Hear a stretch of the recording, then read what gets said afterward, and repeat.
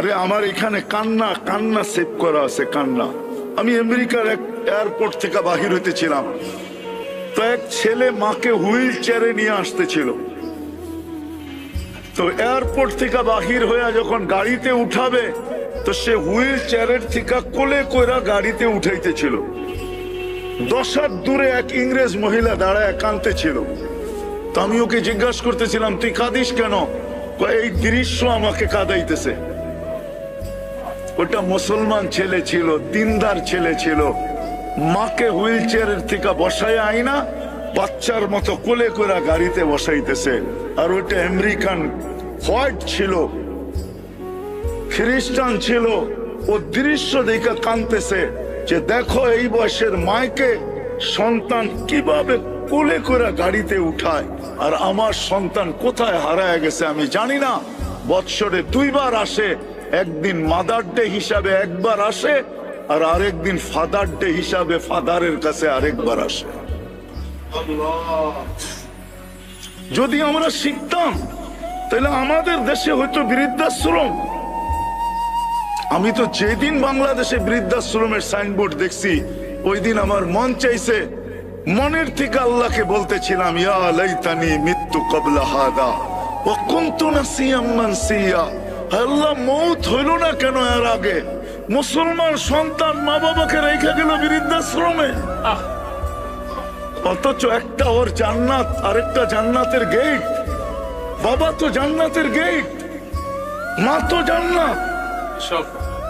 ইমাম শাফি রহমতুল্লাহ আলাইহি পাও টিপতেন আর মাঝে মাঝে তালুতে চুমা দিতেন। মা কাইপা উঠতো, পায়ের তালুতে চুমা। বসে আমি পায়ের তালুতে চুমা দিই না, আমি তো আমার জান্নাতে চুমা দিয়া স্বাদ নিতেছি। আর আজকে রেখা আসে যে বৃদ্ধাশ্রমে। দুনিয়ার অন্য দেশে দেখা আসছি বটে, কিন্তু আমার দেশে যদি শিক্ষা থাকতো, আরে 3 ক্লাসও যদি শিক্ষা থাকতো, 3 ক্লাস নুরানি, আমার বিশ্বাস রব্বে কাবার কসম, ও কোনোদিন মা বাবাকে বৃদ্ধাশ্রমে রেখা আইসা ঘুমাইতে পারে না। ও যদিও কোনো যাতনার কারণে রেখা আসতো, আর আইসা রাত্রে চিৎকার দিয়া বলতো আমি করলাম কি, আবার ছুটা যাইতো, টাকা পয়সা দিয়া বলতো চল আমার জান্নাত আমার ঘরে থাকবে। কোনদিন রেখা আসতে পারে না। এই জন্য গুছায়া যাইতে হবে, আর গুছানোটা শিখতে হবে। শিখবেন না শিখবেন না? হ্যাঁ, বাংলাদেশের মতো সহজলভ্য কোথাও নাই। আলহামদুলিল্লাহ সুম্মা আলহামদুলিল্লাহ, উলামায়ে কেরাম এরকম হাতের কাছে দুনিয়ার কোথাও নাই। আরো হক্কানি আলেম ওলামা, সব আল্লাহওয়ালা। কি আপনাদের ইমাম সাহেব হক্কানি না? আল্লাহওয়ালা না? এরকম কাছে দুনিয়ায় কোথায় পাবেন? বন্দরে কয় হাজার ওলামা আছে জিজ্ঞাসা করেন, কি 2-4-5 হাজার হবে না? হ্যাঁ, আরে 2-1 হাজার তো হবে না, হবে না? হ্যাঁ, বন্দরে কয়টা মাদ্রাসা? দাওরা কয়টা পর্যন্ত? 6টা দাওরা পর্যন্ত মাদ্রাসা, 250 মসজিদ। এর চেয়ে সহজ কোথায় পাবেন? শিখতে পারেন আর না পারেন, জান্না এদের কাছে। একটু বৈশা শিখার নিয়তে সময় দেন। আপনি বলবেন যে আমার তো বয়স হয়ে গেছে, শিখতে পারবো না। এই জন্যই তো হাদিস বলছে, তুই শিখতে না পারলেও যদি চেষ্টা করতে থাকিস, মান ইয়াকরাউল কুরআন ওয়া হুয়া ইয়াতাতাআতাউ বিহি ফালাহু আজরান। তুই যে চেষ্টা করবি তোরে ডাবল সওয়াব দিব, ডাবল। কি কত? কত? অন্যকে 10 দিলে তোকে, অন্যকে 20 দিলে তোকে, অন্যকে 100 দিলে তোকে, অন্যকে 200 দিলে তোকে। আর কি চান? আর কেমনে বুঝাবো? পায়ে হাত রাখি, আসেন নিজেরও শিখি, সন্তানদেরকে কমসে কম 3 ক্লাস পড়া। এরকম বাড়ির কাছে মাদ্রাসা, প্রত্যেকটা গলিতেই তো মক্তব আছে, প্রত্যেকটা গলিতেই তো হেফজোখানা আছে, না নাই? বন্দরের কোন গলি আছে যে গলির ভিতরে মক্তব না আছে, মাদ্রাসা হেফজোখানা না আছে? কোন মসজিদ আছে যে মসজিদে মক্তব না আছে? আপনাদের ইমাম সাহেব তো আলহামদুলিল্লাহ একটা খুলা ফেলছে আলাদা ভাবে। আমি তো বলতেছি উনি পুরুষের খুলছে, পাশে আরেকটা বিল্ডিং নিয়ে মহিলাদের জন্য খুলুক, মহিলাদেরও ব্যবস্থা করুক, বাচ্চাদেরও ব্যবস্থা করুক, মক্তব ফ্রি, মসজিদে মক্তব ফ্রি। শিখান, নিজেরা শিখেন। প্রস্তুতি নিয়ে যেতে হবে মেরে দোস্ত, যুবক, প্রস্তুতি নিয়ে যেতে হবে। তোমার যৌবনের বড় দাম। এক যুবকের যৌবন একদিকে, সমগ্র জগতের সম্পদ আরেক দিকে। তোমার যৌবনের দাম বেশি, আমার সাথে একমত, সারা দুনিয়া হবে দুনিয়া। 800 কোটি মানুষ বলবে সত্য, তাইলে কেমন দামি যৌবন তোমার কাছে বলো? হেলায় হারায়া দিও না। আর সর্বশেষ কথা, নবীর বিরুদ্ধে আন না যাই। বহুত হয়ে গেছে, যার কারণে 3 মাস হয়ে গেল, এখন পর্যন্ত আমরা কোনো ফুল ফুটতে দেখি না, কোনো আশার আলো দেখতেছি না। ডেলি 300, 200, 250, 300 লোক ঝরতেছে, ফিলিস্তিনে ঝরতেছে, ফিলিস্তিনে মুসলমান ঝরতেছে, কোনো আশার আলো দেখতেছি না। শুধু কোনো কারণ না, শুধু নবীর বিরোধিতা করার কারণ, নবীর আদর্শকে না মানার কারণ।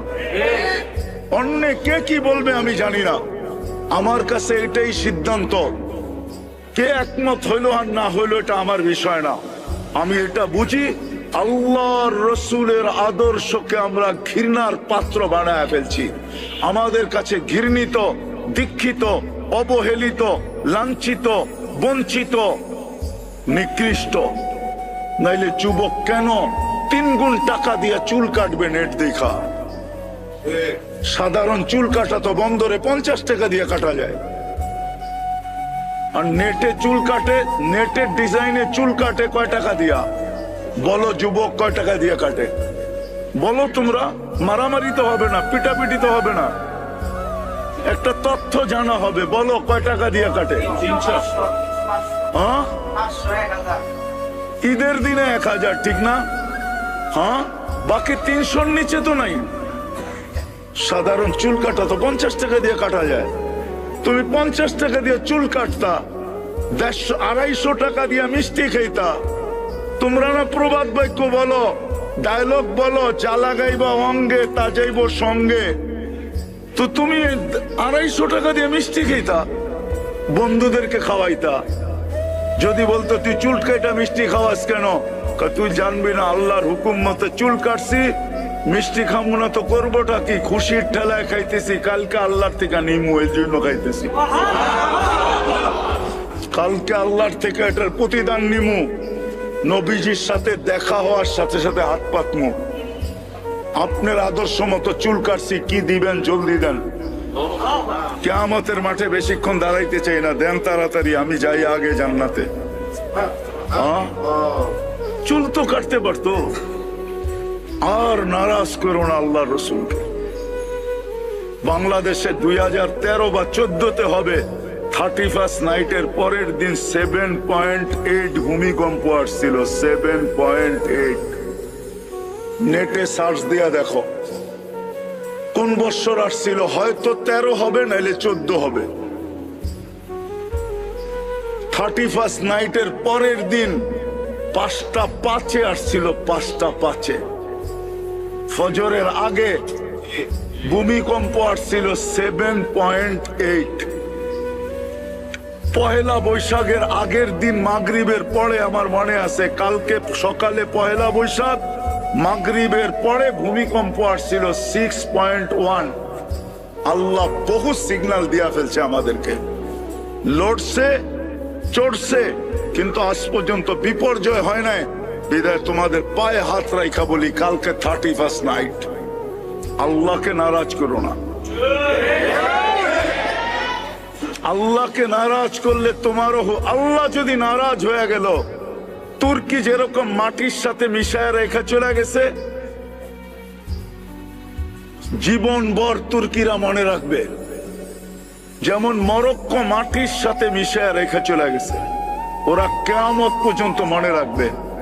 দেখো, আল্লাহকে নারাজ করো না। কালকে যদি নারাজ করলা, হইতে পারে বন্দর মাটির সাথে মিশায় রেখা যাবে, আর কিয়ামত পর্যন্ত বাংলাদেশের মানুষ খালি বলতে থাকবে মুখ দিয়া, এই স্মৃতি আর বলবে না।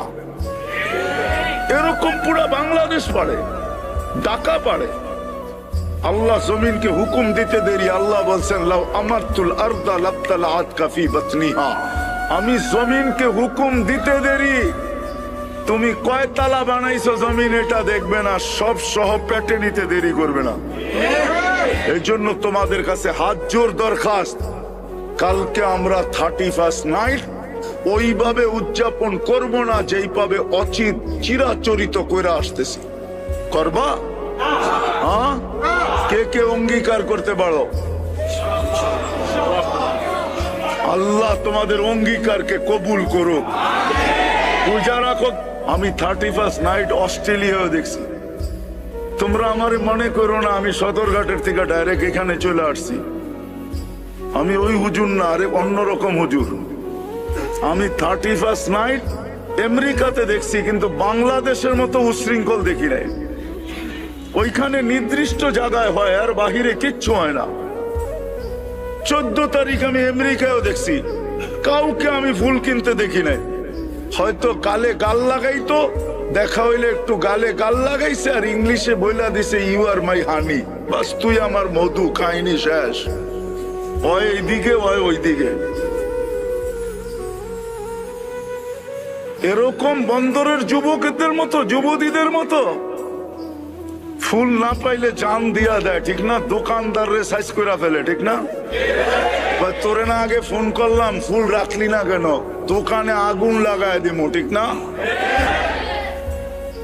কত কষ্ট করে পটাইছি, ফুলটা দিলে পুরাপুরি হইতো সাইজ, তুই ফুল রাখস না, তোরই রাখবো না দুনিয়াতে। এরকম তো আমি অস্ট্রেলিয়াও দেখি নাই। অস্ট্রেলিয়া তো আমি 31st নাইট দেখছি, কিন্তু শুধু একটা ব্রিজের উপরে হয়, আর কোথাও না। ব্রিজের উপরই হয়, প্রত্যেক গলি গলি তো হয় না। আমাদের তো এরকম গলি নাই, এরকম ছাদ নাই, এরকম বাড়ি নাই যেখানে উদযাপিত না হয়, ঠিক না? হ্যাঁ, মনে হয় যে কিয়ামত শুরু হয়ে গেছে আর কি। কালকেও কিন্তু আমি নারায়ণগঞ্জে থাকবো, আমি খবর নেবো তোমাদের। কালকে আমার প্রোগ্রাম ঠিক 31st নাইটের সময়, কিন্তু আমি নারায়ণগঞ্জে থাকবো। যেইখানে থাকি আর যেইখানে থাকি, থাকবো নারায়ণগঞ্জে। আলীগঞ্জে থাকবো, আলীগঞ্জে। আমি তোমাদের পায়ে হাত জোর করে বলি, ছেড়া দাও, আল্লাহর রসুলকে আর নারাজ করো। আল্লাহর রসুল বড় নারাজ হয় এতে, আল্লাহ বড় নারাজ হয়। আল্লাহর রসুলকে নারাজ করো, আবার তুমি বলো আল্লাহর রসুলকে মোহাব্বত করো। দুটো এক জায়গায় মিললো তো মিললো কিভাবে বলো আমাকে? তাসির রাসূল ওয়া তুযহিরু হুব্বাহু, কবির কথাই তো সত্য। বিদায় আজকের থেকে আমরা শিখবো, সন্তানদের কমসে কম 3 ক্লাস পর্যন্ত পড়াবো। পড়াবেন? নিজেরা শিখবো তো, আখেরাত গুছাবো তো। আল্লাহ আমাদের সবচেয়ে আমল করার তৌফিক দান করেন। ওমা আলাইনা ইল্লাল বালাগ।